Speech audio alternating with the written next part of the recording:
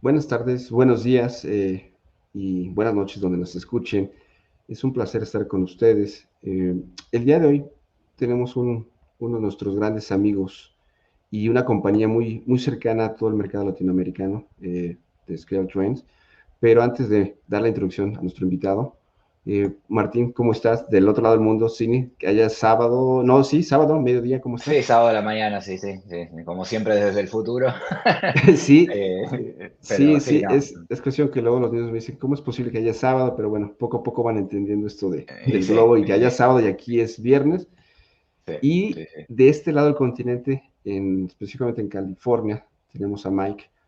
Mike Hopkin, para quienes no lo conocen, es vicepresidente de desarrollo de producto de Scale Trend. El otro está en California. Nos dijo Capistrano, ¿verdad? Nos dijo San Martín. Juan Capistrano, yes. San Juan Capistrano. Sí. Mike vive en San Juan Capistrano y queremos agradecer que esté con nosotros. Mike entiende un poquito de español, pero vamos a hacer algunas traducciones en inglés. Y Mike, thank you very much. We're just talking about that you are living in San Juan Capistrano, that you understand a little of Spanish, but we're going to Muy poquito. translate. Es suficiente. Well, thank you. Thank you for having me. Thanks. Martín, ¿quieres agregar algo antes de empezar? No, le voy a agradecer a Mike y obviamente de ahí empezamos. Mike, as usual, SkyTrains is very generous with time with us. So Jane before and now, yeah, you, like I say, for us, like we have this little podcast and show for people speaking Spanish is very good to have a big company like say Sky Trains is one of the leaders in the industry now. So for us, it's really a pleasure to have you. So thank you very much for this time and this opportunity. Well, it's certainly my pleasure. I enjoy the opportunity and thank you for having me. Okay. Un poquito traduciendo, Martín agradece el tiempo de Scale Trains, que siempre han sido muy generosos con nosotros este tiempo. Y quiero retomar un poco esto. Posiblemente algunas personas en México no lo sepan, que lo dudo, pero posiblemente en Latinoamérica. Scale Train es la única compañía que ha venido a eventos de trenes en México. Mike ha estado en 3 eventos. El primero fue en Monterrey, el año pasado, creo. Y luego estuvo en Apizaco y también lo vi en Querétaro. Me gustaría empezar preguntándole a Mike cómo fue la decisión. Yo creo que a lo mejor su esposa tuvo lo que influir, pero quiero preguntarle como compañía, ¿cómo fue que es la primera compañía que da el beneficio de la duda de salir de Estados Unidos y compartir con alguien más? ¿Cómo fue este proceso y qué han encontrado? ¿Me ayudas tú a traducir, Martín, y así para Sí, esto ser sí, un poquito más dinámico? sí. Sí. Mike, Eduardo was mentioning about your visit to Mexico. Yep. Apparently, I'm not sure, so I say apparently you visit Mexico 3 times, different towns. And Eduardo would like to know or share with the people what was the decision behind SkyTrains? Because you are one of the first companies going, outside the US and visiting Mexico and doing promotion of your product. So, what was the decision? What SkyTrains is looking to do in, like say, in this case, in Mexico? Well, actually, this all started probably a year before the Monterey show. We had a gentleman that had contacted us through our support email box with some questions about the products. Kevin. And It was Kevin? no, actually, it was Rodrigo. Rodrigo.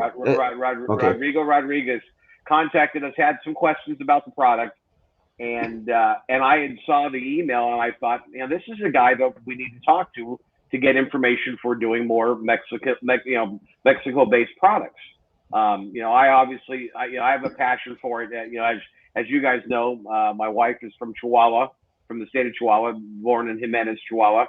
And so I've got a passion for Mexican railroading and things Mexico. And it's been my desire to want to see us do more product, directed towards Mexico. So, Rodrigo and I spent probably, 6 months, maybe a little bit longer trading emails. And he was the one who made the invitation to get us to come to Mexico and participate in the show. And so him and Kevin, Paco, Pablo are the guys that got us to come to Monterey to do the show. Also, Victor in Tijuana has also been part of that group as well. And so they've kind of been what I call our handlers. They're the guys that kind of watch out for Sylvia, my wife and I, as we attended these shows. And that's kind of how it all started. Everybody can thank Rodrigo for making that invitation, because we didn't, up until that time, we really had no contacts in Mexico. And from there, we've made a lot of new friends and a lot of great contacts. There's a long list now of people that we work with that have been very helpful, and it's going to be beneficial both for us and I think for the Mexican model railroaders, the people that model Mexican railroads. There's going to be more product coming. So that's kind of how it started. Okay. Let me translate that. Mm-hmm. Le preguntamos un poco como empresa cómo se involucraron en ser la primera empresa en venir a México a varios eventos, y prácticamente nos decía que todo empezó un año antes de la primera vez que vinieron aquí a Monterrey. Un compañero de Monterrey, Rodrigo, me mandó un correo, hizo algunas preguntas. Al final, Mike comentó su esposa es de Chihuahua, él ha estado muy involucrado en los ferrocarriles de México, en la historia, y hubo varias personas que mencionó, la mayoría son de Monterrey, Kevin, Rodrigo, que empezaron a trabajar y se hizo la invitación, pero más allá, lo que yo quiero resaltar es, yo sé que muchos mexicanos, muchos de diferentes grupos han enviado correos a diferentes empresas, y Train es la primera que responde. Muchos, a mí incluso me contestaron de, no salgo de Estados Unidos, soy muy local, muy chiquito, lo entendimos, no pasa nada, pero el que se diera la oportunidad de venir es algo muy bueno para México y obviamente yo creo toda Latinoamérica. Y Mike comentaba también la parte de que eso va a abrir más la oportunidad de más trenes y modelar más.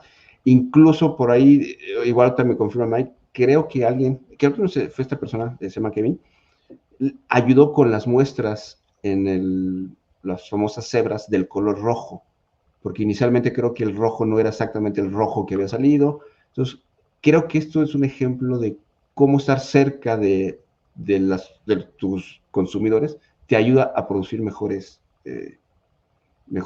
trenes con mejores calidades, mejores fotos y colores apegados, que es lo que todo el mundo siempre luego se queja de, que los colores no son exactamente lo mismo. Entonces, ¿le traducimos esto, Martín? Nada más un poco decirle de los colores, que si realmente de ahí hubo un poco de participación de México.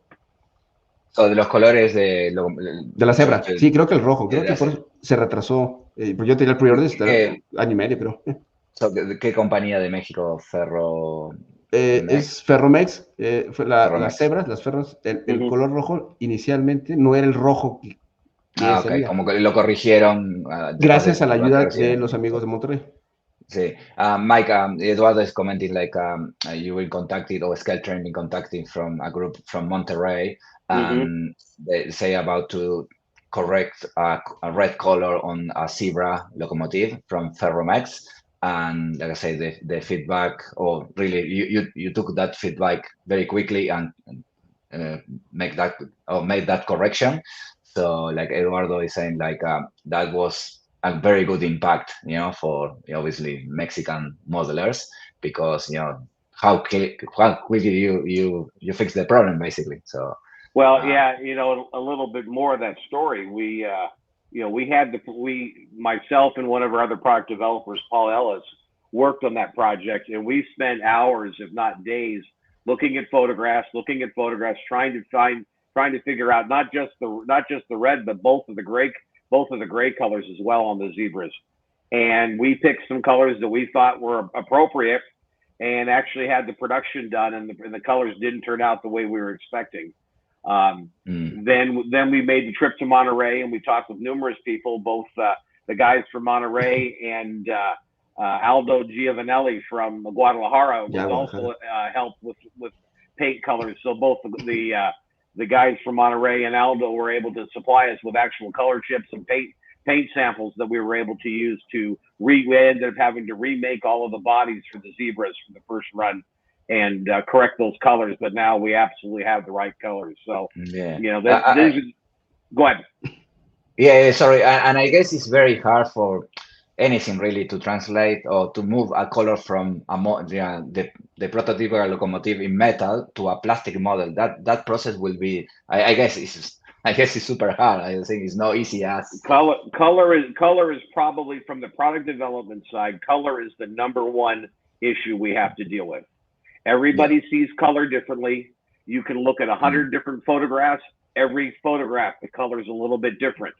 And so unless you've seen a real one yourself, which we never had, or you actually have the real paint chips, color is extremely difficult. And so to be able to have the opportunity to meet some people down there that were able to help us, this is just one of the benefits for us, and also for the Mexican modelers or people that are modeling Mexican railroads. Yeah. Helps us to be able to continue to hold the same high level of accuracy in our products for the Mexican railroads as well. Sí, y de hecho lo comenta Mike, el color es uno de los principales temas en la parte de producción, y no solamente estábamos hablando de Kevin, sino Aldo Giovanelli en Guadalajara, y todo un grupo de personas que cuando Mike estuvo aquí en Monterrey, los apoyaron con samples, con fotografías, y al principio comentaba que tú puedes tomar varias fotos y cada quien ve un color rojo diferente. Sí, sí. Y sí, y te digo porque yo tenía ese pre-order como hace 2 años, alguien me preguntó cuánto tiempo lo ordené. Normalmente un pre-order es de 1 año, pero con esta corrección, y eso es algo que creo que a todos nos encantó, que estuvieran dispuestos a escuchar sugerencias y hacer la corrección. Creo que eso fue lo máximo. Obviamente, pues, muchos pudieron adquirir esa máquina en pre-order y ya están esperando la segunda. Y ahorita vamos al tema del famoso hypotypical, pero ahorita tocamos ese tema, porque que ahí también viene otra vez. Pero bueno, agradecemos esto. Pero déjame agregar algo. Sí. También es como siempre, hacemos trenes modelos, o sea, hasta cuál es el punto de exactitud, el color amarillo. Me pasó a mí con Union Pacific y, o sea, hay modelos de Caltrain que el amarillo es un poquito diferente como yo lo veo, pero después cuando viajé y vi una locomotora de Union Pacific en Los Ángeles, dije, no, es así. O sea, la percepción que uno tiene, especialmente cuando uno modela a la distancia, es lo que ves en YouTube, es lo que ves en una foto, pero hasta que no estás al lado de la máquina, no lo sabes. ¿Y cuándo es el tiempo de esa máquina? Cuando fue pintada en la fábrica, en el ferrocarril real, sale y vos la ves después de un par de años de funcionamiento, cambió el color. O sea, hay un límite, creo, que tendríamos que poner a todo esto y disfrutar un poco más del hobby y no complicarnos la vida, ¿entendés? Sí, no ser tan ribbon counter. Yeah, Mike, I was adding I think it should be as modelers. I do HO scale and N scale. I bought a few models from UP from Scale Trains, especially. And I had only one chance in my life to travel to Los Angeles and see in West Scotland Yard UP locomotives. And for me, it was like opening my eyes because I model through YouTube or pictures. But when you are next to the locomotive, the real one, you appreciate, like I said, yes, how hard it is to match that, and depends on the time that locomotive is in circulation or working on real life. Oh, the color changed too. So I think we should be a little less relax a little. And appreciate what we have. I agree. I wish people would relax, but a lot of people are very serious about this, and we understand that. And so we do our best to match those colors as accurately as we can. For me, I share the same. For me, going to Mexico and watching the trains and photographing, I share the same feeling that you do when you came to Los Angeles to see the trains. The same. Yeah. I have a real passion for Mexican railroads and watching trains in Mexico, and so to be able to be there and actually see them in operation and not just the YouTube videos or the photographs, and be able to see them yourself is exciting. Yeah, and especially when you go into past models, like I say, the turbine, for example, the big blow. So how really, there is one turbine there on display in one of the museums, but that's not the real color.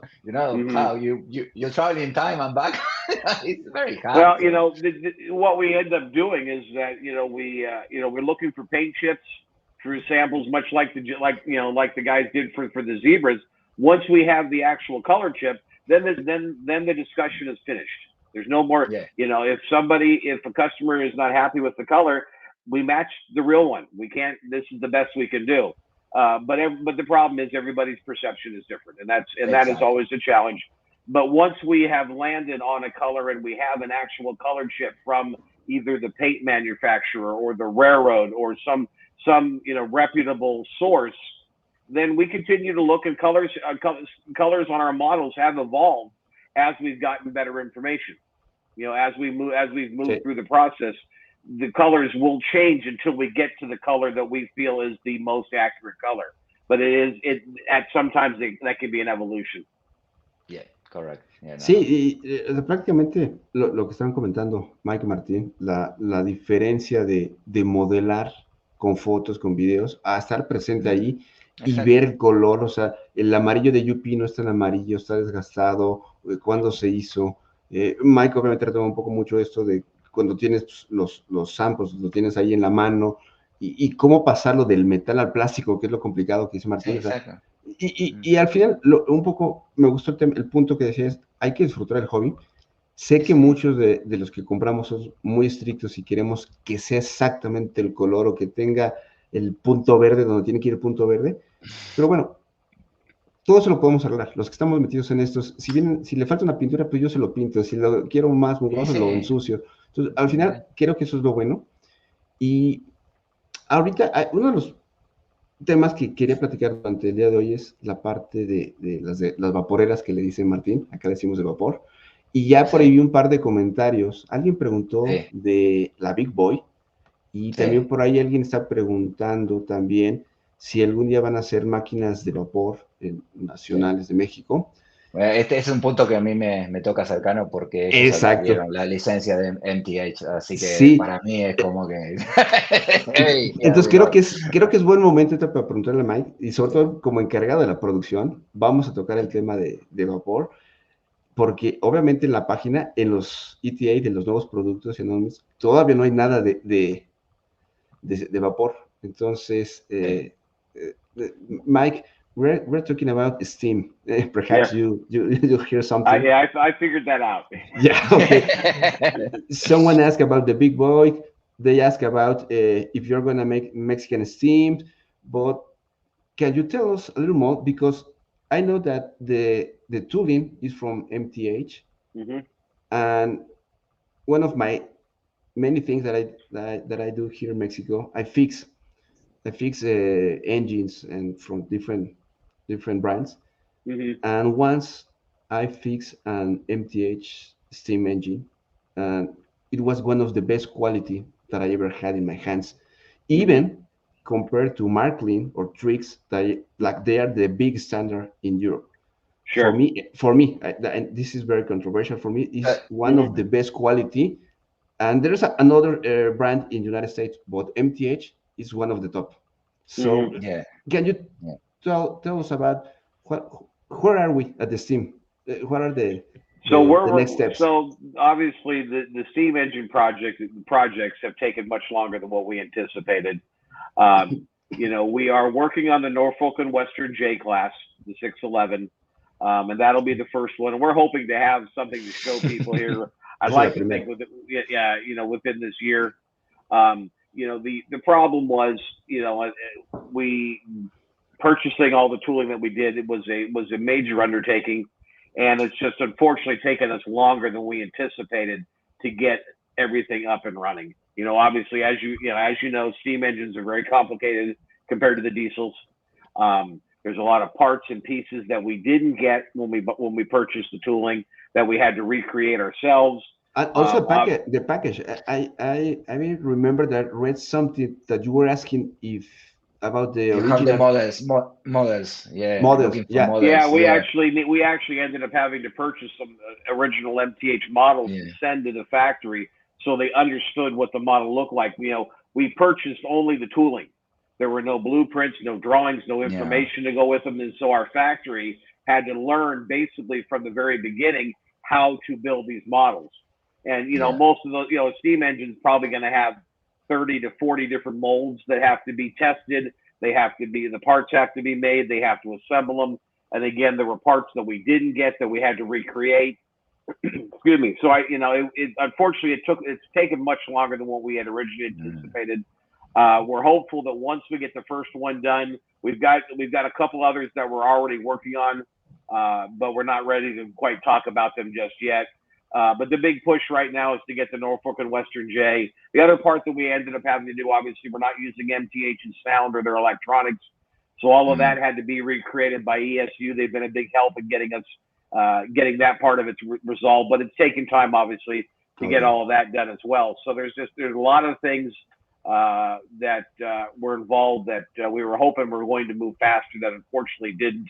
But it is certainly something that is high on our list to get these models out. So we have obviously we've released some of the freight cars, we've done some of the F scale product, we've done some of the other simpler projects. But the steam engines, even if we were doing a steam engine for ourselves for the brand new, it's a pretty major project. So as far as Mexican steam, right now the focus is the MTH. Once we get those done, we'll have a better idea of what direction Scale Trains is going to go with steam engines. Yeah. Just let me add, Eduardo, before the translation. So, Mike, personally, I collect MTH. I'm an MTH collector from HO from day one. And when I saw the email, Scale Train was looking for model, I was very tempted, but I say better hold. I understand, sure. Better hold, but I'm happy to collaborate in something you need at some point, but not for self, just you need to return it. But like I say, MTH is, I think they did something amazing with the steam locomotives. Obviously, I think the failure was their decoder. So, obviously, as you mentioned, look, it's great you're working with Loxam on this because it will open that market. But the shake locomotive is one of we want back. But then the other one, like people look a lot, is in English is the triplex. You see, or triplex. Yeah, the triplex. Yeah, that's one of the more people they want to have that locomotive back. And like I say, it's really, like I say, I understand how difficult, but I think you have a great opportunity. And as you know, for some reason you got the right. Certainly, and again, it's obviously it's in English we call it the learning curve. It takes a lot to learn how to do the first one. Once you understand the process, and hopefully each one, past that will go smoother, and hopefully will go quicker as well. At least that's our intention and our hope at the moment. Yeah. And how we're talking about this between us is in model, like I say, again, going back to the turbine, the super turbine, you started with an amazing model, and people before that, they only believe we can have that model if we buy the Overlands models only. So right, say, we know you're going to put on this thing. So, well, that's certainly our plan. Thank you. Y un poco resumiendo, es muy complicado la parte de vapor. Mike comenta que no ha sido tan rápido como ellos quisieran. Cuando compran el MTH, solo compran el tooling, pero no había planos, blueprints, incluso empaque. Y se mencionó que salieron a comprar productos de la gente, de oigan, se compran máquinas de vapor de MTH, y lo que hicieron con esas máquinas que compraron, las enviaron a la fábrica, un poco, no me acuerdo el nombre de reingeniería, es como que tienes la máquina y la desbaratas, o sea, empiezas de atrás. Se llama ingeniería en reverso. Ingeniería en reverso, exactamente. Reverse engineering. Sí, para ver pues cómo está hecho y qué hay que hacer. Y dice que, pues bueno, hay muchas partes involucradas. Lo único que nos puede confirmar que la primera es la Norfolk, no, ¿cuál fue? La clase J, que es la 611, que es una de las locomotoras más lindas de vapor que existe. Sí. Y lo otro muy importante, Eduardo, es el decoder. Que usen eso, Loxam. Eso es muy buena noticia porque es un super decoder y te abre un montón de posibilidades. Así que como ellos usan Loxam para sus diesel. Sí. De hecho, yo aquí en México uso las dos principales marcas. En especial Loxam, a mí me encantan cuando ya vienen instaladas de fábrica. Para mí sí me hace, no sé, una mejor calidad. Me ha tocado instalar en algunas máquinas, pero bueno, siempre yo luego ahí tengo algunos problemitas. Pero sí, ya instaladas de fábricas son muy buenas. Y pues bueno, también comentó que primero de lo de vapor tiene que arreglar lo de MTH y ya de ahí Sí, van a seguir hacia donde van. Sobre todo respondiendo a la pregunta de que alguien decía si iban a ser de vapor de México. Por ahí creo que de MTH había una, no me acuerdo si era una Niagara, no, había una máquina que podrías, no era Niagara, era otra, una Consolidation 280 de MTH, que sí. esa podría, pues bueno, la puedes hacer algunas Ya, modificaciones pues, y la haces modificar, sí. nacionales de México o algo. Pero bueno, por lo que nos comenta Mike, va para largo. Sí, Y tú sí. dices, pues bueno, hay que esperar, pero Espera, creo que paciencia. es paciencia, ¿sí? Oye, y Paciencia. hablando de producción y luego de lo que decíamos hace rato, los detalles, creo que es un buen momento para introducir el tema de Hypotypical, que nos Hypothetical, platique, sí. porque eso de seguro, por ahí vi uno que otro enojón en Estados Unidos que no lo Sí, quiso, como no lo siempre. aceptó y que no es posible, pero creo que Trend tomó el punto de disfrutar el hobby y lanza esta línea. Yo, Entonces, yo preguntarle a creo, Mike Eduardo, que sí. nos diga cuál es su idea de esto, ¿no? Yo creo, Eduardo, esto es como crear un multiverso ahora viste cómo hacen todas las compañías, o sea, es lo mismo, o sea, está bueno. Yo creo que abre los abanicos y ayuda a las compañías a vender más productos, así que el que le Ok. gusta, que lo compre, el que no le gusta, bueno, que lo deje, es tan simple como eso. Exacto. Uh, Mike, just Eduardo was talking about this new, what we call branch of hypothetical locomotives. So Mhm. yeah, you want to tell us about this and just Sure. You know, explain. one of the things that when the company first started, one of the things that was very important for us was that each brand was very clear in what the expectations were for the customer. That that when you bought a museum quality, or you bought a rivet counter, or you bought a kit classic or operator, you knew what to expect. Yeah. Each brand had a very clear box of here are the features, here's what to expect. Because that was something we felt was very important, because obviously a lot of our business is online. Customers don't get to actually see the product until you have it, when you order it and it comes to your house. But you know that if you've purchased a rivet counter product before, you know that if I buy another rivet counter product, you know the expectation. You have a level of expectation for the model. So one of the challenges that we've had is that in the rivet counter brand, we want to be very accurate.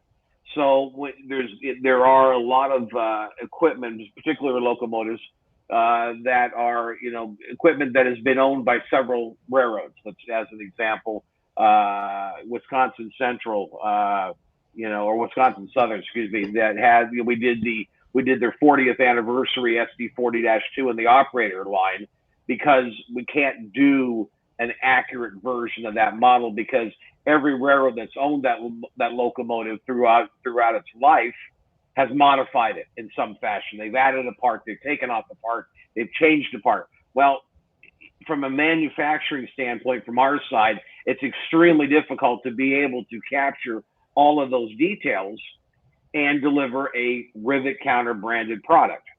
And so what we decided to, and what we came up with was the idea of hypotypical, which is basically the idea, in the way I look at it, and what I try to express to people, is that it's rivet counter detail, but not necessarily rivet counter accuracy. So Mike, one second, please. yes, This is very important.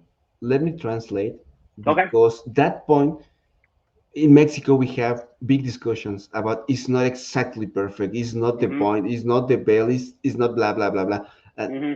and before you continue, please let me Okay, translate. yes, Creo que es un punto muy importante. He visto en varios foros de discusión donde quieren que, no, es que esa máquina en la vida real no tiene el tanque de gas tan grande, lo tiene más chico, lo tiene recortado, lo tiene pintado. Y lo que Mike estaba diciendo, que muchos modelos de máquinas han pasado por varios esquemas o varias compañías, y cada compañía le hace una modificación, le quita, le pone, Correcto. lo pinta, y al final tienes un Frankenstein de máquina, y dice que desde el punto de vista de producción es una pesadilla. ¿Cómo Scale Trend Correcto. quiere solucionar esto? Entonces dice, con la línea hypotypical o hipotypical, no sé en español cómo se pronuncia, lo que están entregando Hipotética. es Hipotética, sí, un producto rivet counter en cuanto a acabados, pero no es rivet counter en cuanto a Exacto, no exactitud es del exacto. modelo. Y creo que es una muy buena explicación y ya te da la oportunidad de que cada quien haga lo que quiera la máquina, le puede quitar, arreglar y poner de acuerdo a su gusto. Pero creo que es un buen punto de discusión ahí en Sí, los sí. foros, especialmente en México, que todo el mundo quiere que sea exactamente como ellos quieren. Y creo que la explicación es muy buena. Entonces, le dije a Mike, perdóname que lo interrumpiera, pero creo que era importante mencionar esto en español. Sorry, Mike. So please, can you continue? Yeah. So as an example, currently we have Rivet Counter SD40-2 and we have Operator SD40-2. And for everyone that's purchased those models or seen them, obviously the Operator does not have many of the detail parts. There's no wiper blades. There's no traction motor cables. There's no MU hoses. There's no all of those features are not there. But if we move the paint scheme onto a rivet counter model, but we are going to have to compromise on some of the detail because we don't have the parts, or quite frankly, it's not cost effective from a business standpoint. And we have to remember that this is still a business also for us. As a business, it's not going to always be cost effective for us to make every one of those parts.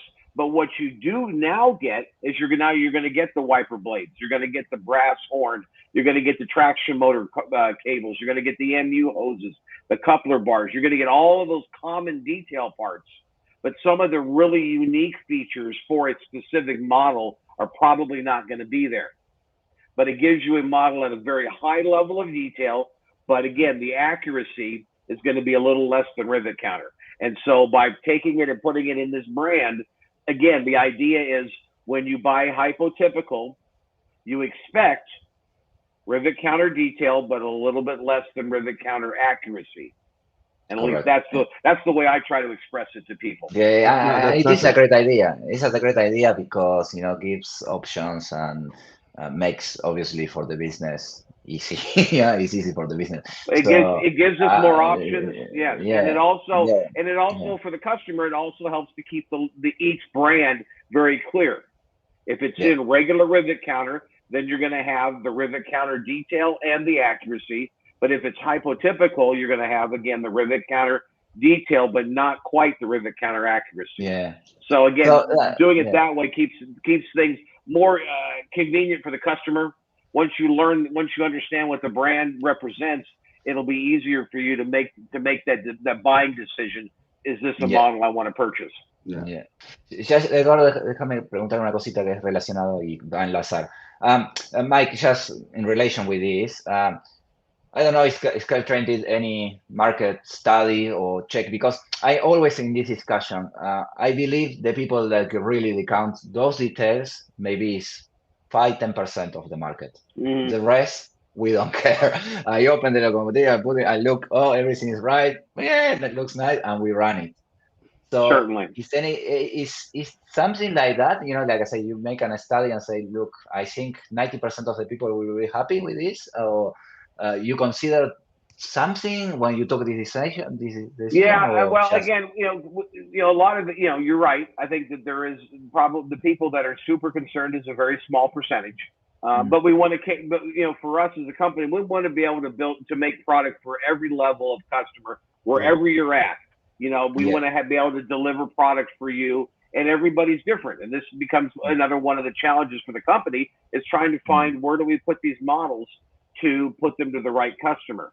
And so, part of that is part of it. Because we have had a lot of people that have asked for a particular locomotive in a rivet counter brand, but we know that we can't meet the rivet counter detail or accuracy. Excuse me, we can't meet the rivet counter accuracy. So we push away from doing that because we don't want to confuse the customer. Well, I bought rivet counter, but it's not rivet counter accuracy. We don't want to confuse them, and that was part of the reason for doing this. Is it creates a brand and it keeps things very clean and for the customer to understand each one of those levels. Y creo que SkyTrain ha hecho muy bien eso. O sea, tiene el museo, Quality Museum, Rivet Counter, Operator, y ahora tenemos la hipotética. O sea, tenemos, digamos que 4 niveles. 4 niveles, sí. que abarca lo que dice Mike, o sea, cada una, cuando tú lo compras, tú sabes lo que estás comprando. Si quieres algo un poquito austero, que tú lo puedas ver, pues lo Operator. Si quieres detalle excelente, Rivet Counter. Si quieres lo máximo de lo máximo, te vas por la de calidad de museo, ¿no? Y ahora con la nueva hipotética, pues bueno, tienes más opciones. Y creo que eso habla de la parte de mercadotecnia de Skeleton, que entiende el Sí, sí, sí, mercado. sí. Y, Sí. y eso es muy bueno. Y ahorita me salió un comentario y quería hacer la relación porque va mucho el tema de entender el mercado. Aquí nos están Claro, preguntando de algo que ya tiene Skeleton. que son los kits. Posiblemente no se anuncie tanto, pero ya lo tiene. Ahorita en un viaje que puedo hacer, yo ya lo vi en una tienda y estamos hablando para hacer una similitud de los viejos kits que manejaba Atren, los famosos Blue Box, Sí, exacto, exacto. ya los tiene. Y creo que eso es también ser parte de de segmentar bien tu mercado. Hasta donde yo sé tiene cabús y algunos de 40, carros de 40, pero hay que preguntarle a Mike si van a ahondar esto. Para nuestro amigo que nos pregunta, los puedes comprar directamente en la página de Skeleton o algún distribuidor autorizado, pero ya existen estos kits. ¿Me ayudas a traducir para no acaparar todo, Martín? Sí, sí, pero yo creo que la pregunta se refiere a locomotoras. Creo que locomotoras no tienen kits. A eso se refiere. O sea, que existen los vagones, pero que no hay locomotoras todavía. Yo creo que esa es la pregunta. Yo no he visto kits de armar de locomotoras. No, no, por eso, esa es la pregunta que está preguntando Ahí Luis también podría Fernando. ser, pero bueno, Ah, ya ahí hacemos las dos, te con pregunto. locomotoras y con carros, ¿sí? Sí, sí. Mike, one of the people who is watching, Luis Fernando, he's asking about, there are kits from scale trains for cars and no problems to put it together. Is any chance of locomotives coming that way, so people can, It's paint different schemes? it's unlikely. Mm. Quite frankly, the kits don't sell. We don't sell a lot of kits. What we found is that most customers are more interested in buying something fully assembled. They want to put it on the railroad and they want to operate it. We still are doing kits, and we'll probably continue to do kits. Though we've had some discussion about that, we're not, at the moment we're going to continue to do so. As far as the locomotive goes, one of the challenges that we've had, especially, we have done some undecorated versions of operator locomotives. There's a possibility maybe of doing some more of those. But as far as like the rivet counter locomotives, it's a very big challenge for our factory to produce undecorated. It's a sore subject Yeah. for us. It is. There are so many parts. I mean, there's hundreds of parts that go into a given locomotive, and for the factory, when they're building them, when they have to assemble them, they know where everything goes. They all the parts are accounted for. But when you do an undecorated, where you're putting parts in bags, with that many parts, there's a tendency for parts to get lost or never get put in, and it just becomes a challenge. So, Yeah. No, unfortunately, that's I don't see that in the future for us. I would never say never, but it's I kind think of that's difficult, probably yeah. unfortunately that's going to be unlikely. Again, the yeah. rolling stock, because it's much simpler, we can do that. Locomotive is going to be a bit more of a challenge. Yeah, and I think for example, when you have that video of visiting the factory in China, that opened the eyes to many people to understand how difficult is this. Like many people believe, like I say, there is a question there, like from another the person who is viewing this about a kit for protection of the windows, but I think that is more going to other, factories they do in details or brass details. So, like I say, SkyTrains is doing the base locomotive in a super high level, and then you can buy those items from different companies, like they do brass details, and you can pay it in an ad because, again, they can go stretch with one model with all the possibilities because we will have one model every 5 years. It's why it's very we are working towards having more parts available in the future. So like the window protectors, I know those were very popular from Mexico, and everybody's very excited. Those kinds of parts will probably become available at some point hopefully in the near future. But again, the challenge becomes, it's a business, and we have a limited amount of people, we have a limited amount of time, and we have to invest our time and our efforts where the return is going to be for the money that we spend. And And the other unfortunately, thing, Yeah. selling parts doesn't make a lot of money, unfortunately. Eso, So eso es and importante. Ya, yeah, hablando. and the other thing, Mike, the other thing very important, you are competing with also with the new 3D, making parts, like I say, printing sure, parts. So, yeah, like I say, if they start doing some window and then somebody takes that and copy and then start selling for 1 cent, let's say, like I say, yeah, this is very difficult. So I say, they need to protect the business. Yes, yeah. give us a lot of options, but also take care, like I say, they don't go over invest on something like that. Well, and again, certainly our goal is obviously, again, it's a business. We're here to make money, but that also then helps us to continue the business, to continue to bring the product to the market that everybody seems to be very happy with. And so again, the challenge for us, is always when I tell people we have to walk a tightrope of making good business decisions compared to what our passion is for the trains and the hobby. And those are not always on the same side. And you've got to, sometimes you have to make decisions that are good for the business that are not always popular, unfortunately. And that's one of the challenges that we always have in this business. Y eso es muy importante. La última parte que comentaba Mike, al final, pues Skeletron es una empresa y tiene que vender, tiene que hacer negocios, sacar utilidades. La parte del kit de las máquinas lo ve muy poco probable. Y me quedé pensando que la mayoría de las personas que modifican una máquina ya tienen un cierto grado de especialidad. Correcto. Y muchas veces lo que hacen es, pues, compran pedacitos aquí y ellos hacen sus propios modelos. Exacto. Entonces, creo que ese mercado siempre va a estar ahí. Por ahí alguien preguntaba también de los kits de protecciones. Mike comentó que a lo mejor lo sacan, pero no es prioridad, porque al final de cuentas, como tú lo comentaste, Martín, mucha gente ya está compitiendo con las impresiones 3D. Entonces, si ellos sacan una refacción, pues alguien la va a copiar y la va a vender muy barato. Exacto. Y lo que dice Mike, al final, no lo que quieres como aficionado al tren es lo mismo a lo que quieres como dueño o parte de un empresario, y hay que tomar decisiones del dinero, que eso es lo importante, ¿no? Que al final de cuentas eso va a permitir que Skeletron siga.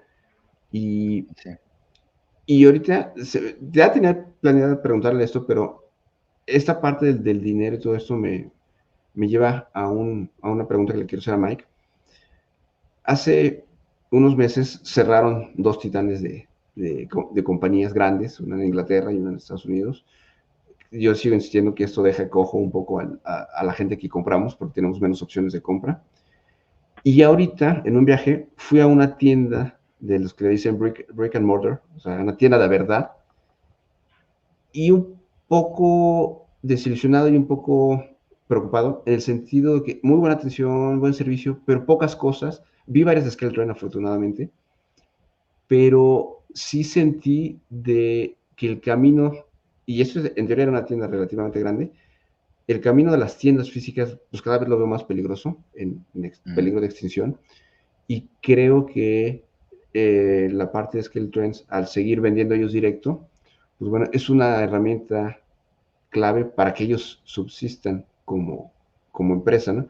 Porque creo que las pequeñas distribuciones cada vez van a ser menos, y pues es más caro, más especializado, y no hay tantas ventas como en línea. Entonces, quería un poco preguntarle a Mike, ¿cómo están viendo esto? Yo sé que no tienen tantos distribuidores, obviamente por la curva de crecimiento de la empresa, pero ¿cómo ve ese futuro de las ventas en línea o tiendas? ¿Qué piensan? ¿Qué hablan ellos internamente? Yeah, okay. Mike, Eduardo is talking about, he has no concern, but he's noticing like every month or every year we are losing like brick and mortar stores, and it's less and less, and obviously online sales is growing.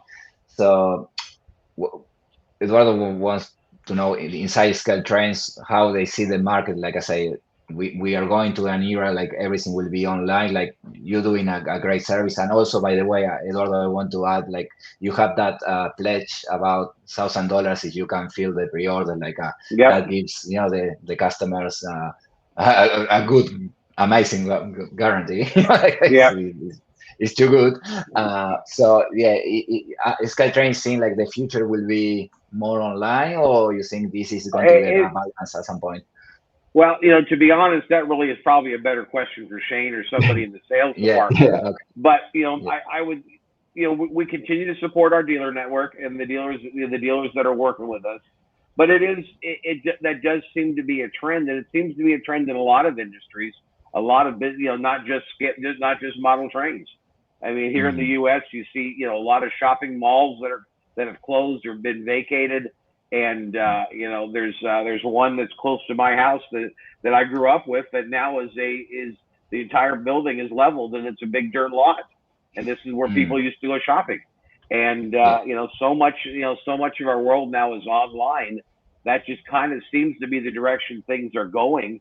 But again, like I said, that's probably a better question to talk to Shane or somebody from our sales side. But my personal feeling is that just seems like that's just the natural direction that things appear to be going. It doesn't. I'd like to see the dealers be able to continue to do it. And again, we're doing all we can to support our dealers, that are a part of our network. Eduardo, después que... Sí, adelante. Nada, si después que traducís eso, me gustaría continuar porque tengo algo relacionado con el brick and mortar que yo compro y el customer service. Así que si querés traducir esa parte y yo sigo con... Sí, obviamente Mike no se especializa en la parte de ventas, pero nos está diciendo que él ve una tendencia que, pues bueno, ahora sí que así, los que ven Star Wars, this is the way, así es como va pasando. Sí. Todo se va online. Comentó de unas tiendas ahí cerca donde vive que pues ya pues van cambiando, los van a construir otra cosa. Y esto no dijo Mike, pero lo digo yo. Aquí en México de repente siento que mucha gente tiene miedo a comprar en línea, porque me han preguntado a mí, me dicen, yo trato de irles lo que más se pueda. Hay algunas tiendas en México buenas y confiables, y algunas ventas en Facebook y todo eso, pero al final de cuentas cada quien toma la decisión de dónde gastar su dinero. Pero algo importante, Mike, a pesar de decir no es especialista, él dice que la tendencia va hacia allá. Entonces yo creo que sí es un buen llamado a las personas que nos escuchan en medio, que pues señores, hay que movernos, ¿no? Y ni modo, hay que adaptarnos. No nos gusta a todos, pero bueno, hay que comprar en línea. Bueno, yo ahora le voy a comentar que yo donde compro, que generalmente me combinan con otros productos de otras cosas también que compro, es muy importante que sobrevivan. O sea que a mí me encantaría comprar directamente de SkyTrains. Lo he hecho, pero a veces el servicio por el shipping que yo pago a Australia se me hace muy caro. Entonces, por eso para mí es re importante que sobrevivan estos negocios. Pero también lo voy a enganchar con algo de customer service del servicio que tiene SkyTrains. Entonces, le voy a hacer el comentario y le voy a preguntar sobre el customer service y mi experiencia que yo recibí from SkyTrains. Mike, I was just saying, mentioning, in my case, I live in Australia.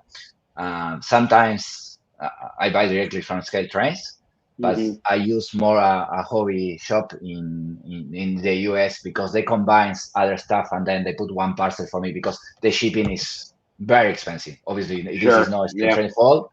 But to ship from the US to Australia, just one locomotive is around $100. I can't afford every time you have a model, a new parcel. So my pre-order, I understand that. Yeah, 70% goes to this hobby shop, like it's an official retailer from SkyTrains. Just like making a loop is 2 months ago I had a problem with an NSK locomotive from SkyTrains. So I contacted customer service, amazing people there. They asked me, obviously, the question if there was a retailer, and they asked me for an invoice, and all good with that. So the problem was the decoder, wasn't the locomotive. So these people, looked for the decoder, and then they couldn't find because, it was very specific. So they decided. I have a problem with one of the couplers. So they sent me the coupler, and then the next month they sent me the decoder because you receive another locomotive, so they could took that decoder and send it to me. So what I want to say is, what an amazing customer service you have, and how good it is to buy a locomotive. You're going to have people behind, they're going to help you when you need. And also funny things, when I send the picture of the locomotive for the coupler, I noticed the weathering is an SP, a Union Pacific, So it's XSP locomotive. Like when you look into the front of the locomotive, looks like a digit in yellow. And I say to the customer service team, this is the right thing, or I'm looking at just a digit print, and they compare that model with a picture you have there, and I say, yeah, it's all good. Yeah. So, you go beyond. It's not only just help me to fix my locomotive. Also, if I ask a silly question because it's really like this, and so yes, I would like to share that experience and say yes. We're very proud of our customer service team. They do an excellent job, and for us, that part of the process is very important. Obviously, we want every model to just be delivered to the customer, and it's going to be perfect. Unfortunately, we just don't live in that kind of a world. There's going to be problems, and so if something doesn't go well at the front end, we've got a very strong and competent back end team, support team that is there to make sure that we satisfy whatever the problems are. So that's good to hear, because again, we are very proud of the support team that we have, and that's a key part of our entire team. Yeah, and linking with that also, when you are very proactive too, because I had a problem with the SD39, the Chilean model, and you notice that at factory, and you sent the parts straight away to the hobby shop, and that was great too. So I really appreciate that. No, it's our pleasure. Y todo eso es la clave de las ventas en línea, el servicio que tiene. Martín, palabras más o menos, estaba hablando con Mike de unos programas que él tuvo, y la respuesta, la gran respuesta de la gente de servicio, no nada más es vender una máquina, dar un soporte, sino es ir más allá. Cualquier pregunta que tuviera Martín, lo ayudaban y le enviaron a las piezas que necesitaba. Entonces creo que eso nos habla de una empresa seria, nos habla de seguridad. Mike agradece ese comentario, pero sí es importante mencionar, yo por ahí también publiqué, tuve algún problema con las cebras, con las luces, hablé a servicio, me ayudaron, me enviaron piezas, estuvieron siempre conmigo. Al final arreglé mis luces, no pasó nada, era defecto de fábrica. Todos saben que eso pasa con las cosas nuevas, pero no pasa nada. El punto importante, tienes una empresa detrás de ti, y creo que eso es lo que habla bien de Skeltron y cualquier otra empresa que responda. Y otra cosa, es un problema en muchas locomotoras, no es que nos pasa siempre. Mike, something like I want to clarify this. Maybe I think been with Skeltron for 5 years already. Maybe I have 2 problems in 5 years, and I bought a few locomotives and 2 scales. So I say it's not we pointing something, like it is very, very unlikely. But yes, when it happens, because it happened with other brands too, the response from your team, and the good thing is, especially people living overseas, they trust us to send us the parts, and they didn't ask anything special. So that's I appreciate it, because shipping locomotive from here to there and back is a lot of money. Yeah. So so I want to clarify that. It's not like and obviously that's our goal, is we want to have those mistakes be as minimal as possible. But they do have issues happen, and so we are there to support you in that regard. So that's good to hear. Appreciate that. Yeah. That's good. Así es. Sí, no, y eso es muy bueno. Y hay continuando con tenemos tantos temas, pero bueno, vamos a tratar de contar. Hay uno que puse que es que el tren visita y tiene su road trip y va a algunos eventos. Por ahí que había 2 preguntas. Bueno, obviamente, la siguiente evento en Estados Unidos creo que es algo del Great Show, no sé qué. Ahorita le preguntamos a Mike. Y yo creo que la pregunta que a lo mejor muchos, especialmente mexicanos, estamos esperando es saber si van a venir a Guadalajara. En Guadalajara va a ser la siguiente convención, creo que en agosto. Entonces, a lo mejor, Mike, perhaps you understand the next question. Yes. Is about the next show in the States, and the big question for Mexico. Are you coming to Guadalajara? Absolutely. Sylvia and I will be in Guadalajara. I've already made that commitment. We will be there, and we're looking forward to it. Yeah. Pues, ya- And Mike, any chance to visit Australia one day? Like I say, why are you coming to? If I can talk Shane into it, I would love to come visit Australia. Well, Yeah, well, that airline ticket's a little bit more expensive than going to Mexico, though. And so we'll I don't think so. Los Angeles, Sydney is very in promotion at the moment. So have a look. Could be good. Like here, I don't know if you have I guess yes, you have a retailer here in Australia, but they are very popular. And the other thing you are missing, because you have a few locomotives that are already in Australia, just you need to paint it, especially in the mining industry here in Western Australia. Yeah. So that will be a popular model. We've looked into that, and and actually the hypotypical helps us get there. Because some of the because I have looked at some of the Australian locomotives, and they are similar. There are some differences, and there are probably differences that we're not going to be able to make a justified spending the extra money. Yeah. But we certainly can give you a hypotypical version, and that is something we've done some investigation. We're not quite ready to go there yet, but I would not be surprised if we don't see some of those in the future. Well, when you have that model, you travel to Sydney. We get together, and I help you here, and then we present the model. Okay. All right. Well, that's okay.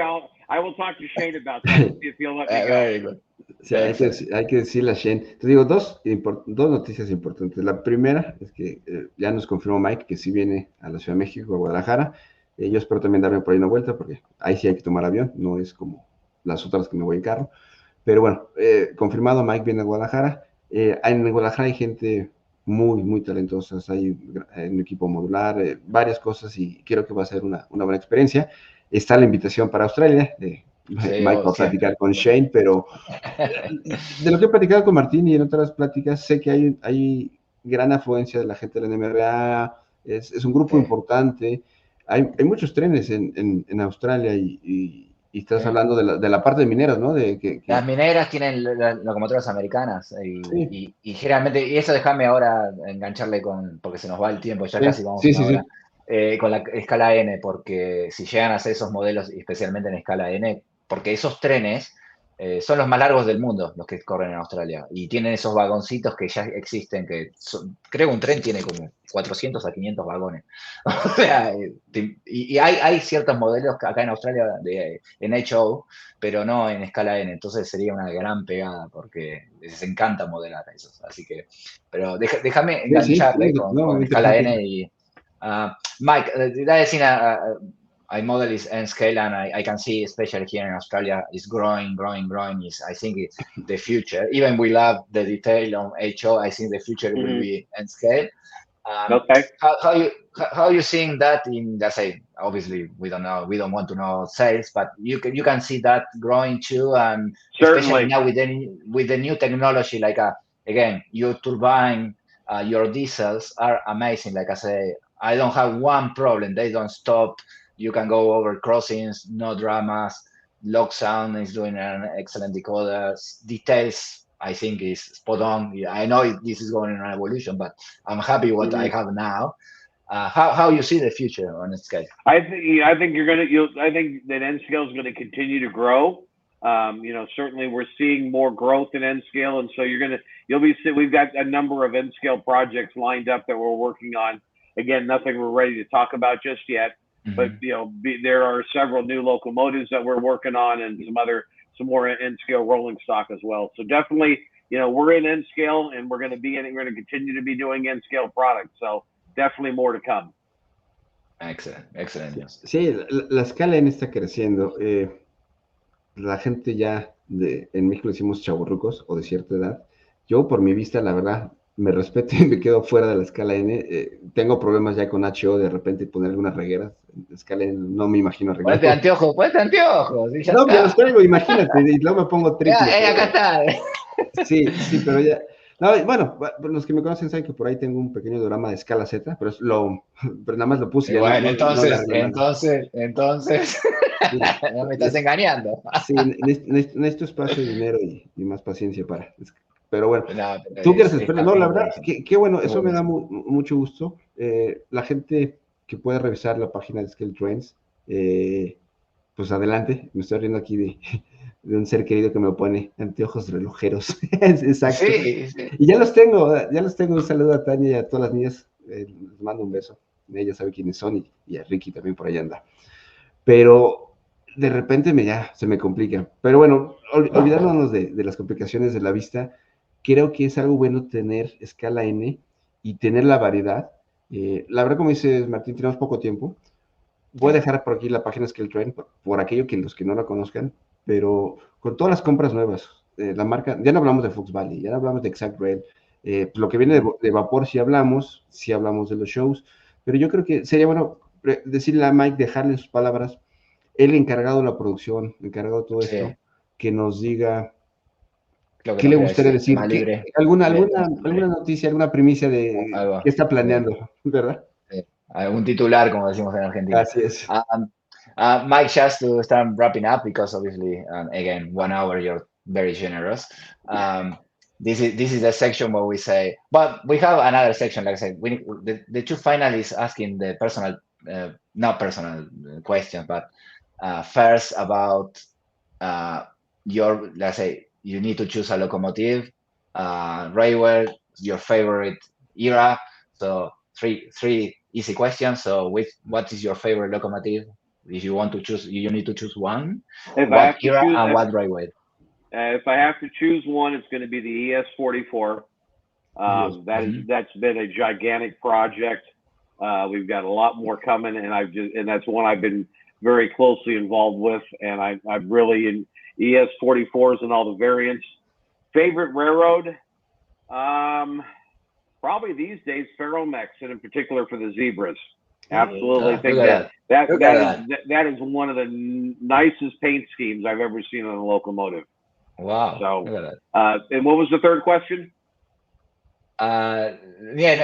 If you choose an era, special era. When I was much more active as a hobbyist, and I'm not as much as I used to be because I work in the industry now. It was probably the 80s and 90s, but quite frankly now it's today. I like going out and I like what I see happening today. So for me, we always talk about this. I talk about this with everybody. One of my favorite parts of the job is to be out standing trackside taking pictures. Taking photographs, documenting equipment so that we have information and stuff for us for our team to be able to develop new products. That research and getting out and photographing trains is probably one of my most favorite parts of what I do. Okay, excelente. Sí, y voy a empezar con el último. Él cuando empezó antes de trabajar, 80s, 90s, pero ahora que está trabajando en la industria, le gusta lo que ve, le gusta modelar y bueno, para todos los mexicanos, un agradecimiento, le gustan las famosas cebras. Tuviste suerte, la primera vez que tenemos a alguien que está muy México, bien. ¡Viva México! Pero algo que va muy de la mano a lo que es el negocio y lo que mucha gente luego a veces no entendemos, uno modela lo que ve. Y ahorita estamos viendo cebra, estamos viendo algunas ranas, estamos viendo Union Pacific. Entonces, desde el punto de negocios, es lo que hay que vender. Veo algunos comentarios y sé de algunas otras personas que, oye, yo quiero una máquina de los 80, yo quiero una de los 50. Sí, pero no se vende tanto, no se modela tanto. Entonces, pues al final son decisiones de negocio y eso yo lo saco, ¿no? Pero ahorita Mike lo expresó bien, pues a él me gusta lo que estoy viendo. Por eso me gusta lo que veo y compro lo que veo. Entonces, es una decisión importante. Y su máquina favorita, la ES44. Sí. La segunda, ¿cuál era? El esquema, bueno, ya dijo. El esquema ya estaba y la era. Y que le encanta sacar fotos y disfruta de eso. Sí, pero también mi pregunta fue muy tonta. Tonta porque mira el sombrerito que tiene un hat. My question was very serious with that hat, sí. What's your favorite railway? Like, say, like I said, I have a lot of passion for Mexican railroading. Y acabo de poner un comentario que fue controversial entre todos los ferromodelistas y los ferroaficionados. La Florida Coast Company, el dueño es Grupo México, que son los dueños de Ferromex y Ferrosur.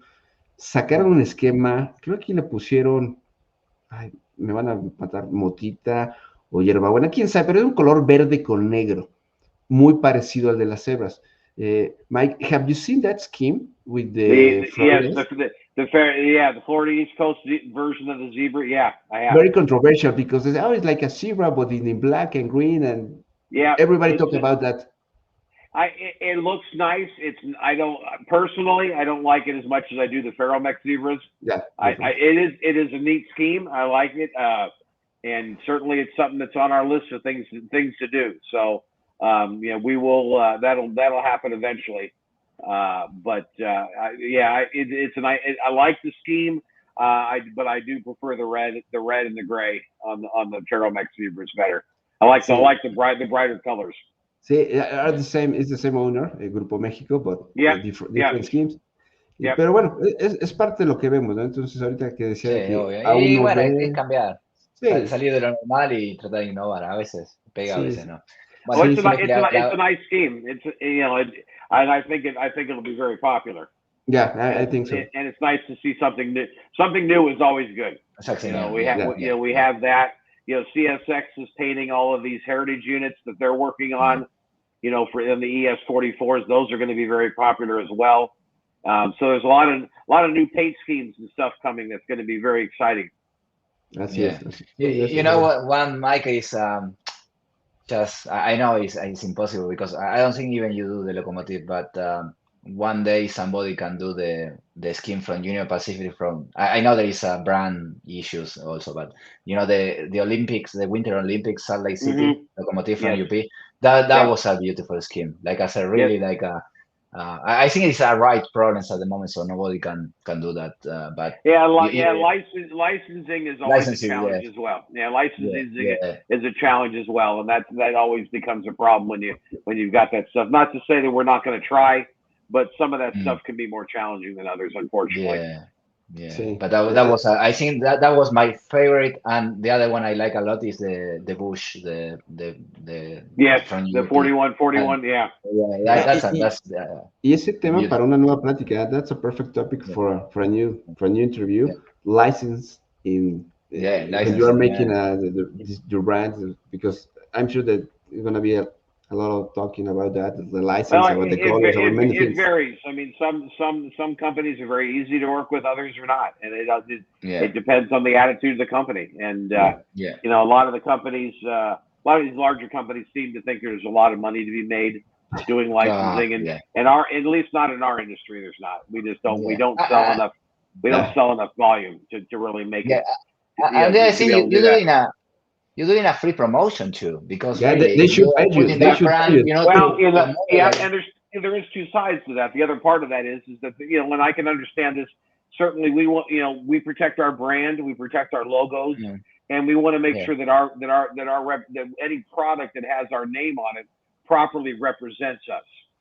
And so if there's a company that makes something that is of a lesser quality, maybe a manufacturer doesn't want to have their name attached to it because they don't want their name attached to something like that. So I mean, I can see both sides, but it does make it a challenge, and it's that's something that it takes a lot of work to be able to make those connections, to make that kind of stuff happen. So we have good luck with most of the railroads. We've got good working relationships with them. Outside of the railroad community, it can be those companies are pretty big, and there's a lot of red tape to go through at times to get there. ¿Te gustaría que Mike cerrara algunas palabras? Sí, cerramos porque ya nos fuimos. Te das cuenta que vamos abriendo ventanas y seguimos extendiendo. Es tan apasionante el Hobbit, la verdad que date cuenta que va. Y luego tengo un tema, tengo un tema para verano. No sé por qué otro día estamos platicando de clases de verano para niños. Y yo le decía, es que los trenes no nada más el tren, es madera, es armar el layout, es eléctrico, o sea, muchas cosas que los niños no hay quien se les enseñe, o sea, simplemente, oye, el rojo y el negro no los juntes porque hace corto. Pero ahorita aquí nada más hablamos de trenes, hay que hablar luego otra vez de algunas cosas. Vamos a hacer una cosa. Pero, Mike, now we get into the final, because we continue open windows, we continue talking forever. Like I say, this is we are very passionate about it. And like I say, having an expert like you is a great opportunity. So just it's not a question, just we want to give you some time if you want to talk about anything you want to really pass to the people watching the show, or any news you want to announce here, something special. But feel free to yeah, whatever you want to say. No particular new news, but I do encourage everyone. Looking forward to seeing everybody in Guadalajara. My wife and I have had a great time every time we've been down there. I don't have enough good things to say about everybody. Everybody has been very friendly, muy amable, los personas, and it's been a pleasure and a privilege to be able to represent the company in Mexico, and looking forward to being able to get to spend more time down there. So in Tequila Train, we're gonna see you in the Tequila Train. Yeah, that's right. We have a tequila train in Guadalajara. I know about the tequila train. I'm not someone who drinks, so you're not going to see me drinking on the tequila train. But you will enjoy all the people. But I would certainly enjoy doing something like that. So absolutely, we could look into doing something like that.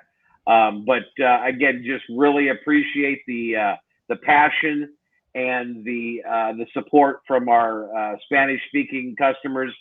It's been, like I said, it's been a real privilege to be able to represent the company down in Mexico, and just really enjoy the camaraderie, and the support from everyone down there, and just really appreciate that. And we can say you will be here in Sydney in 2025, don't you? Yeah, is that correct? We will talk with Shane. We will start sending emails. Okay, well, if we can talk Shane into it, I would love to. So, because it's unfair. It's everything for Mexico, Mexican locomotive, Mexican visits, Mexican tours, but nothing for Australia. In the next visit to China, to the factory, just take another plane to Sydney. It's only 8 hours. Yeah, I'm close. Yeah, I would certainly be closer from there, so that may be an option. Exactly. Why not? Very good, amazing. Estimado, pues es un placer como siempre compartir con gente que le apasiona el hobby, el tren. Hace rato platicaba con Martín de que es viernes, estamos cansados, muchas cosas en el trabajo, la vida, enfermedades, de todo, dinero. Por breves momentos mi mente se limpia, me tranquilizo, disfruto estar con ustedes que nos escuchan, con gente como Mike, con gente tan apasionada, con gente que sabe tanto como Martín, y pues agradecemos a todos. Mike lo que nos dice que pues, prácticamente nada nuevo, simplemente que nos espera ver a mucha gente en Guadalajara. Platicamos un poco del tren de tequila que tenemos allá, que él no toma, es muy importante, pero que va a disfrutar. Como yo, y agradeció a muchas personas, no quiero decir un solo nombre, porque hay muchos que se me van a olvidar, pero especialmente todo el equipo de Monterrey, todo el equipo de Guadalajara y algunos otros de la Ciudad de México, que han estado con Mike, que han estado con su esposa, con Silvia, con todos. Y pues bueno, esperemos vernos en agosto allá en la convención. Y obviamente por ahí ya le dijimos que la próxima vez que se vaya a China a ver la fábrica, que se pase a Sydney, que ya está más cerca para que vea Martín. Exacto. Si no, todo, mira, esposa mexicana, trenes mexicanos, visitas a México, todo México. No, California es de México, ¿verdad? Que Dios lo sabe. Y sí, bueno, también, y vive en México. Sí. Es la extensión de México, California. Pero bueno. Pues un saludo a todos, buenos días Martín, buenas noches donde sean noches y acá, un abrazo. Mike, thank you very much for your time. Thank you very much. Un abrazo, Shane. Un abrazo a Shane, regards to Shane and all the team. Thank you for being Scale Train. And now, Mike, will happen every year. So now, we will have another Scale Train in 2025. So you are already in, okay? So excellent. You are trapped now, okay? You can okay. It's my pleasure, gentlemen. Mucho gusto por todo. Gracias. Okay. Un abrazo a todos.